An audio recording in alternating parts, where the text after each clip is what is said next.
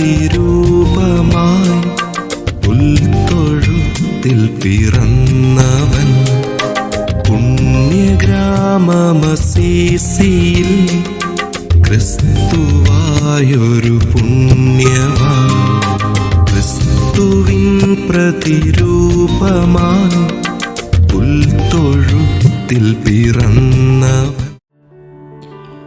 വാത്സല്യമുള്ള സഹോദരങ്ങളെ, നമ്മുടെ സൃഷ്ടാവും രക്ഷകനും മോചകനുമായ ദൈവത്തെ അല്ലാതെ മറ്റൊന്നിനെയും നിങ്ങൾ ആഗ്രഹിക്കരുത്, അന്വേഷിക്കരുത്.